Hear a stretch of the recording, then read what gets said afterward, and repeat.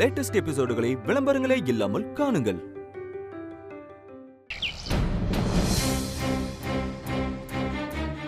உங்களுக்கு BP shoot up ஆயிருக்கு sir. Sir பயப்படுறதுக்கு ஒன்றும் இல்லை. இசிஜி எடுத்திருக்கீங்கல்ல? ஆமாம் சார். ரிப்போர்ட் வரட்டும். இதுக்கு முன்னாடி ஹார்ட்டில் எதுவும் உங்களுக்கு ரிலேட்டட் கம்ப்ளைண்ட் இருந்திருக்கா?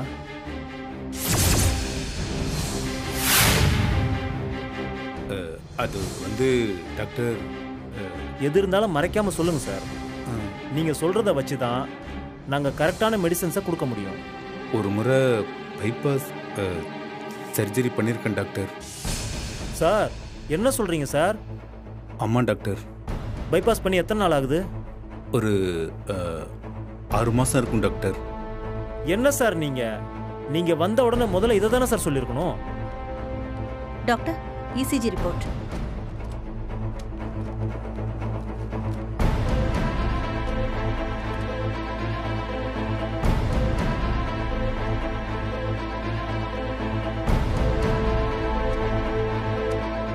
சார் இப்போதான் பைபாஸ் பண்ணியிருக்கிறதா சொல்கிறீங்க. அதெல்லாம் வச்சு பார்க்கும்போது பிபி உங்களுக்கு ரொம்ப அதிகம் தான் சார். நீங்கள் உடனே அட்மிட் ஆகிறது ரொம்ப நல்லது சார். ட்ரிப்ஸு மெடிசன்ஸ்லாம் கொடுத்துட்டு உங்களை 24 ஹவர்ஸ் அப்சர்வேஷனில் வைக்கணும் சார். முதல்ல நீங்கள் உங்கள் வீட்டுக்கு ஃபோன் பண்ணி யாரையாவது வர சொல்லுங்கள் சார். சரி டாக்டர். அப்போது நாளைக்கு காலையில் வந்து நான் அட்மிட் ஆகிடுவா doctor? No no no no sir, seriousness புரியாமல் பேசாதீங்க. நெஞ்சு வலின்னு வந்திருக்கீங்க, ரிப்போர்ட் வேற கொஞ்சம் முன்ன பின்ன இருக்கு சார். நீங்கள் இப்போவே அட்மிட் ஆகிறது நல்லது சார். இல்லை டாக்டர், ஒரு முக்கியமான வேலையை பாதியிலேயே விட்டுட்டு வந்திருக்கேன். நான் அங்கே இருந்தால் தான் அந்த வேலையை முடிக்க முடியும். சார் உங்களுக்கு வேலை முக்கியமா இல்லை உயிர் முக்கியமா சார்? இல்லை, அது எப்பேற்பட்ட வேலையாக இருந்தாலும் அப்புறம் கூட பார்த்துக்கலாம் சார். நான் உங்களுக்கு அட்மிஷன் போட சொல்கிறேன். நீங்கள் வீட்டுக்கு ஃபோன் பண்ணி யாரையாவது வர சொல்லுங்கள். நீங்கள் ஒரு 5 மினிட்ஸ் வெயிட் பண்ணுங்கள்.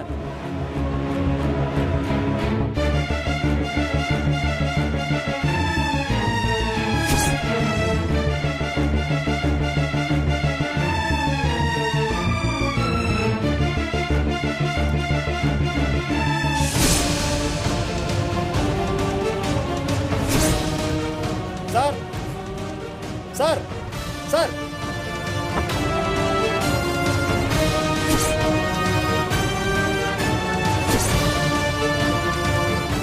அண்ணா எடுங்க போடா.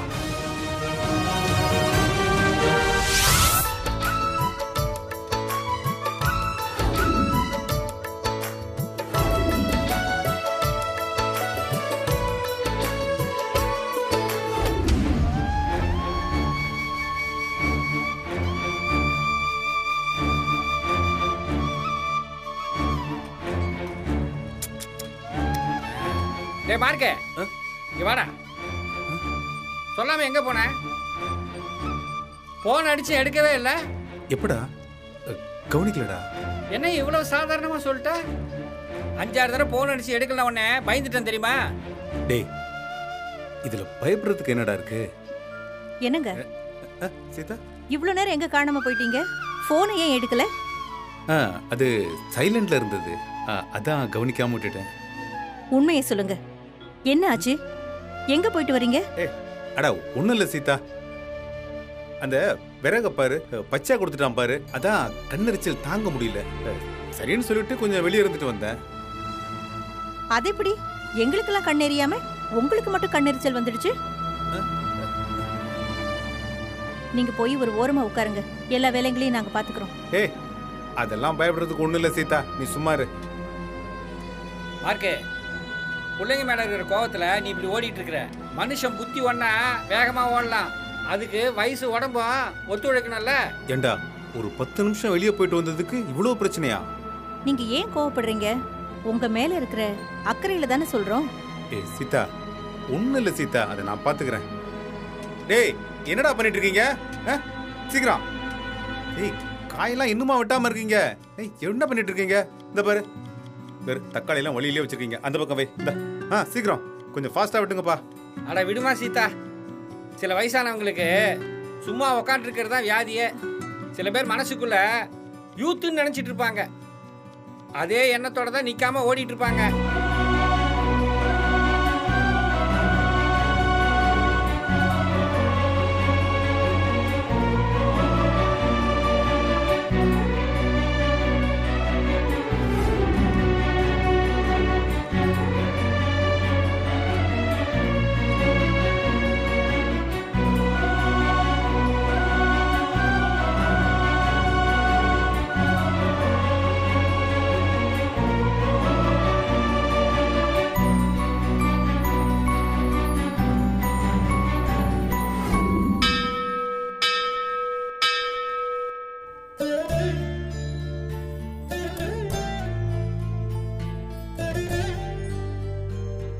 கடவுளே, என் வாழ்க்கையில ரெண்டே ரெண்டு விஷயம் மட்டும்தான் நான் உங்ககிட்ட கேட்குறேன். ஒன்று, நான் இறந்ததுக்கு அப்புறமும் சீதாவுக்கு அவ இருக்கிற வரைக்குமே நான் வசதியை ஏற்படுத்தி தரணும். ரெண்டு, நான் ஒன்றும் இல்லாமல் போயிடுவேன்னு நினச்சிட்டு இருந்த என் பிள்ளைங்க முன்னாடி நான் சாதிச்சு காட்டணும். அவனுங்க பணத்தை அவனுங்க மூஞ்சில விட்டெறிஞ்சு நான் தலை நிமிர்ந்து நிற்கிற நேரத்தில் என் உசுறு ஓனா கூட எனக்கு கவலை இல்லை. என்னை மட்டும் கைவிட்டுறாத. என்ன பார்க்குற? நான் ரொம்ப கோபக்காரன். நீ ஒருத்தந்தான் கதியேன்னு இருந்துட்டேன். என்னை நல்லா பார்த்துக்க வேண்டியது உன்னோட பொறுப்பு. பார்த்துக்கப்பா.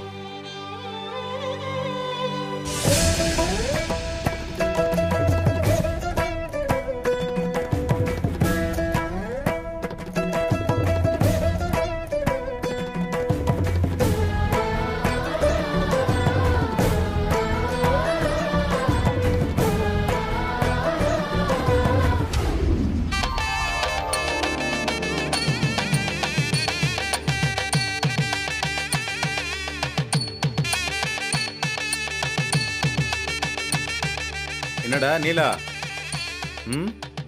என்னடா ரொம்ப டயர்ட் ஆயிட்டியா?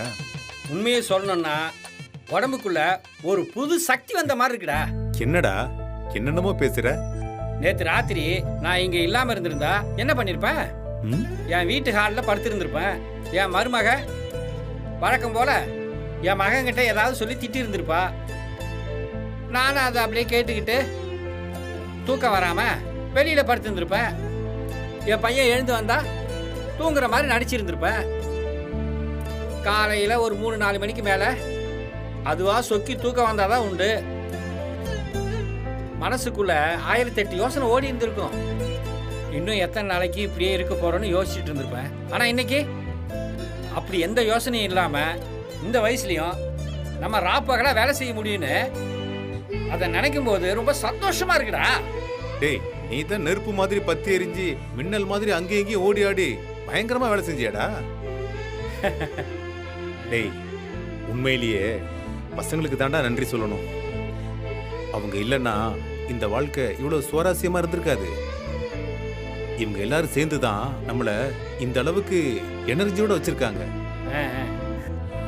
சரி விடுங்க, எல்லாத்துக்கும் அவங்களையே காரணம் சொல்லிக்கிட்டு இருக்காதீங்க. வாங்க மதர், வாங்க.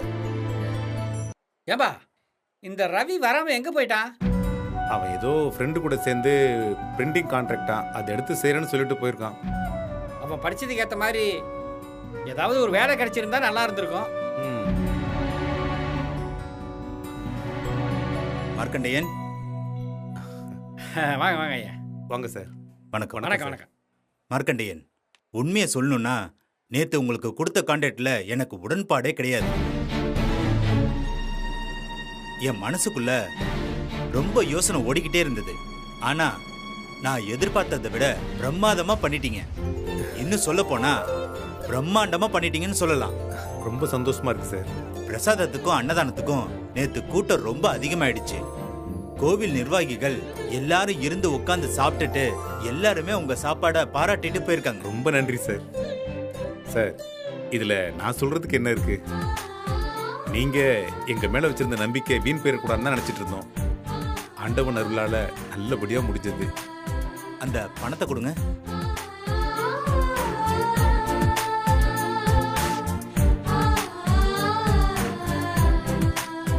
வாங்கிக்க மாட்டேன் சார். நன்றி சார். ஒரு நிமிஷம் மார்க்கண்டேயன், இந்தாங்க. சார், என்ன சார்? சார், பேசின தொகைக்கு மேல தர்றீங்களே சார்? இது நான் கொடுக்கல. இந்த கும்பாபிஷேகத்தோட மொத்த ஸ்பான்சரும் அந்த மணிமேகலை ஜுவல்லர்ஸ் தான் இதை எடுத்து பண்ணாங்க. உங்க பிரசாதத்தை சாப்பிட்டுட்டு வாய் நிறைய பாராட்டிட்டு இத சமைச்ச சமையல்காரருக்கு இதை அன்பளிப்பா கொடுங்கன்னு சொல்லி கொடுத்தாரு. வாங்கிக்கோங்க. வாங்கிக்கோங்க. வாங்கிக்கப்பா வாங்கு. இந்த வயசுல இவ்வளவு பெரிய விஷயத்தை பண்றதுக்கு வாய்ப்பே இல்லைங்க. ரொம்ப நன்றிங்க. இதுக்கப்புறம் நீங்க பெரிய ஆளாகி பல உயரத்தை தொட போறீங்க. நம்ம கோயிலை எப்போதும் ஞாபகத்துல வச்சுக்கோங்க, மறந்துடாதீங்க. என்ன சார் பெரிய வார்த்தையெல்லாம் பேசிக்கிட்டு இந்த கோயில் எப்படி சார் மறக்க முடியும்? ஓகே மார்க்கண்டேயன், நான் வரேன். நன்றிங்க. மார்க்கு கலக்கிட்ட. டேய் நான் என்னடா கலக்குனேன்? இந்தா குடி. இதை வச்சு நான் என்னடா பண்ண போறேன்? ஏதோ போர் அடிக்குதுன்னு உங்க கூட வந்து வேலை பார்த்தேன். இந்த பணம் உங்ககிட்டயே இருக்கட்டும். டேய் ஒரு பகல ராத்திரியே வேலை பார்த்துருக்க, வாங்கிக்கடா. இந்தா டேய் வாங்கிக்கடா. இந்தா புடி. டேய் புடிடா நீலா, புடி வச்சுக்கடா நீலா. வயசான காலத்துல ஒரு நல்ல நண்பனுக்கு இணையா எதுவுமே இருக்க முடியாதுன்னு நீ உணர்ந்துட்டமா இருக்கு. டேய் நானும் அதே தாண்டா சொல்லுவேன். டேய் என்னதான் எங்களுக்கு 4 பிள்ளைங்க இருந்தாலும் எங்களுக்கு ஒண்ணுன்னா நீ தானடா ஓடி வந்து செஞ்ச. டேய் ஃப்ரெண்டுன்னு பேசிக்கிட்டு அவளை விட்டுறாத. டேய் நான் பேசுறப்ப நானும் சொல்றது நான் மட்டும் கிடையாது, அது எப்பவும் நானும் சீதாவும் சேர்ந்து தான். டேய் நான் எப்படிடா எனக்கே நன்றி சொல்லிக்க முடியும்?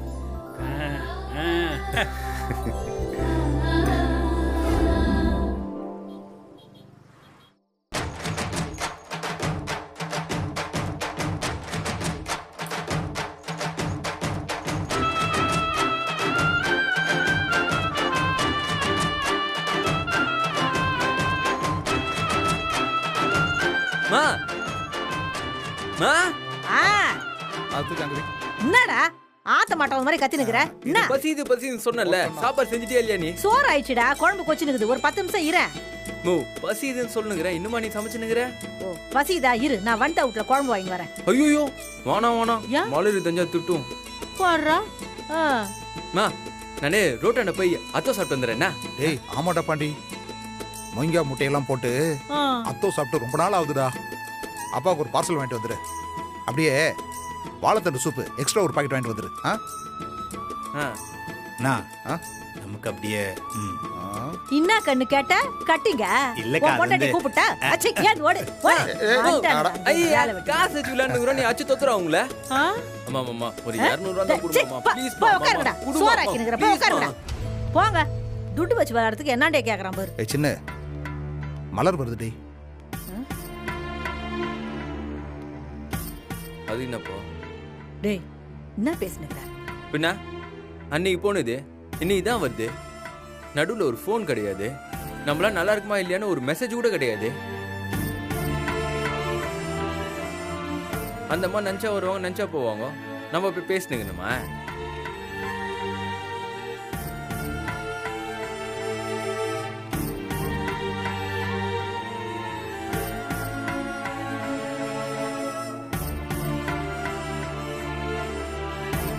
அத்தை,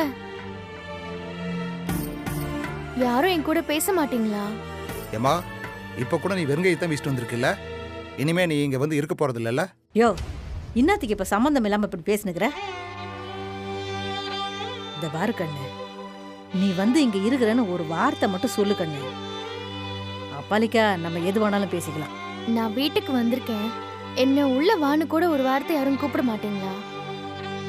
அம்மா இது உன்னோட வீடுமா, இந்த வீட்டு சொந்தக்காரியே நீதாம்மா. நீதான் ஏதோ வெளியாள் மாதிரி நடந்துக்கிற, நாங்கெல்லாம் அப்படியே தான் இருக்கிறோம். பா அது எதுக்கு வந்து இது முதல்ல கேளு. எதுக்கு வருவாங்க? உங்க எல்லாரையும் பாக்குறதுக்கு தான் வந்திருக்கேன். ஏன் வரக்கூடாதா? இப்பதானே இது ஏன் வீடுன்னு சொன்னீங்க. போய் சொல்லாத மலரே, நீ உடனே எங்களை பார்க்க வரலன்னு எனக்கு நல்லா தெரியும். என்னடா ஏதோ மூணாவது மனுஷிக்கிட்ட பேசுற மாதிரி சொல்ற? உங்களை பார்க்க நான் வரமாட்டேனா? இல்ல உன் மனசை தொட்டு சொல்லி நீ எங்களை தான் பார்க்க வந்துக்கிறேன்னு, அதுக்காக தான் வந்திருக்கேன்னு சொல்லி நான் இப்போ உன் காலில் வந்து மன்னிப்பு கேட்கிறேன்.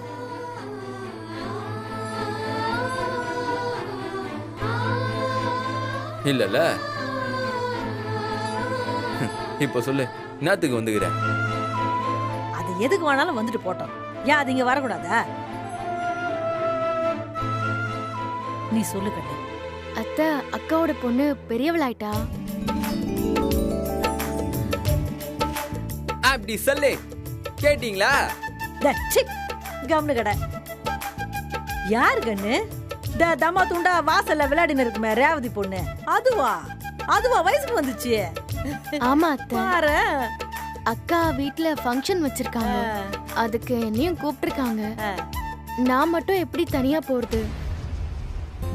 நம்ம எல்லாரும் ஒன்னாதானே போகணும். அதான் உங்களை கூப்பிடலான்னு. உங்க அக்கா ஃபங்க்ஷனுக்கு நாங்கெல்லாம் வரணும்னா உங்க அக்கா தானே எங்க வீட்டுக்கு வந்து கூப்பிட்டுருக்கணும். உங்க அக்கா ஒன்னா தானே கூப்பிட்டுக்குது. நீ போயிட்டு வா. நாங்க தான் குப்பமாச்சே. வாய மூடு. நீ சொல்லு கண்ணு.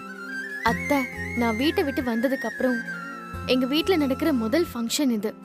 நீங்க எல்லாரும் வந்தா போலான்னு இருக்கேன்.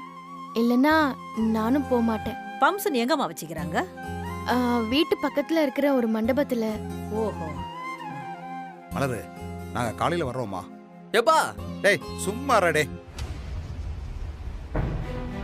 மா, நீ வேணா எங்களை விட்டு கொடுத்துருக்கலாம்.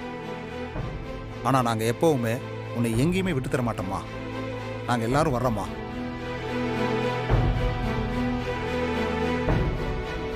அவன் எதுவும் சொல்லாம இருக்கானே. இதுல நான் சொல்றதுக்கு என்ன இருக்குது? உனக்கு என்னைக்குதான் எங்களை பத்தி கவலை இருந்துக்குது? ஏதாவது ஒன்னா மட்டும் வீட்டான வந்து நிப்பா. இது பாரு, இதெல்லாம் ரொம்ப தப்பு பண்ணரு. நீ முதல்ல காய்மைங்க. டேய் என்னடா? டேய் பாண்டியே. கண்ணு, ரெண்டு பக்கமும் வம்பு தும்பு இல்லாம சந்தோஷமா இருக்கும்போது எல்லாம் சரியா தான் கண்ணு இருக்கும். ஆனா ஒரு பிரச்சனைன்னு வந்ததுக்கு அப்புறம் எந்த பக்கம் நிக்கணும்னு நீ தான் கண்ணு முடிவு பண்ணிக்கணும். ஆமா மலரு, நீ தான் முடிவு பண்ணணும். பிறந்த வீடா இல்ல புகுந்த வீடான்னு.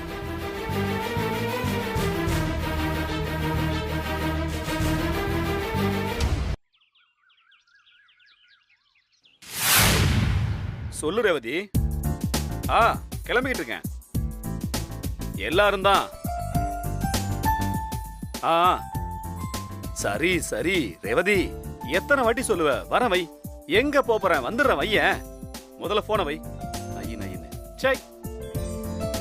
ஏய், அவ பொண்ணுக்கு போட போற சங்கிலிக்கு நேத்துல இருந்து 100 வாட்டி போன் பண்ணிட்டாடி.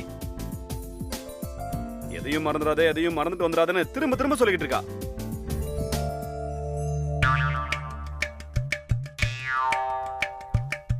ஏய், இது என்ன புடவை புதுசா இருக்கு? இத நீ கட்டி நான் பார்த்ததே இல்லையே. புதுசெல்லாம் இல்லைங்க, பழசுதான். ஏய், யாருக்கிட்ட? உங்ககிட்ட இருக்கிற ஒவ்வொரு புடவையும் எந்த வருஷம் எந்த மாசம் என்ன விலைக்கு வாங்கணும்னு விஜயகாந்த் சார் மாதிரி ஃபுல் டீடைல் என்னால சொல்ல முடியும். உண்மையை சொல்லு. இல்லைங்க, இது ஃபங்க்ஷனுக்காக வாங்கினேன். யாரை கேட்டு வாங்கின? ஆமா, இத வாங்க உனக்கு ஏது பணம்? நீங்க அப்பப்ப குடுக்கறத சிக்கனமா சேர்த்து வச்சிருந்த காசுல வாங்கினதுதான். ஓஹோ, நான் குடுக்கற காசுல மிச்சம் பண்ற அளவுக்கு வேற இருக்கா? இந்த மாசத்துல இருந்து இன்னும் கொஞ்சம் ஸ்ட்ரிக்ட்டா கணக்கு பண்ண வேண்டியதுதான். 5 பவுண்ட் சங்கிலி போட போறீங்க. போயும் இந்த புடவை விஷயத்துல கணக்கு பாக்குறீங்க.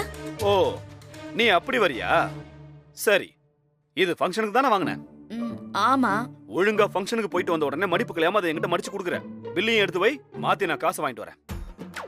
நீங்க முதல்ல ஃபங்க்ஷன்ல இருந்து வந்த உடனே மடிச்சு வச்சிரு.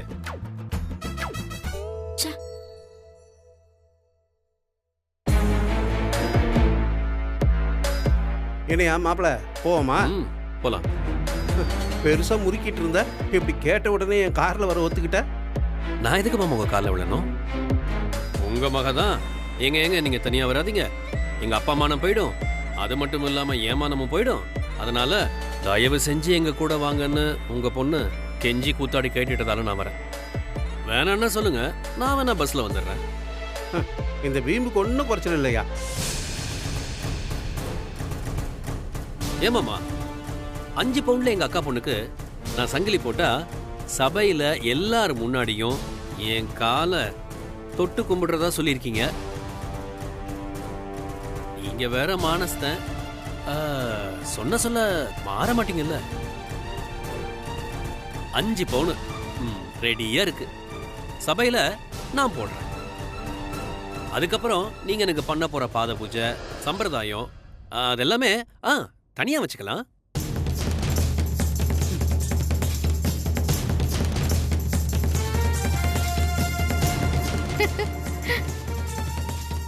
பா இப்படிதான்ப்பா அவர் ஏதாவது உளறிட்டு இருப்பாரு. நீங்க வாங்க போலாம். இல்லம்மா அவரு கார்ல. அப்பா அவர் எப்படியாவது வந்து தொலையட்டும். வாய் மட்டும் தெருமோன வரைக்கும் நீளுதுல. நடந்து வரட்டும், இல்லனா சைக்கிள்ல வரட்டும், இல்லனா வராமையே போட்டும். நீங்க வாங்க நம்ம போலாம்.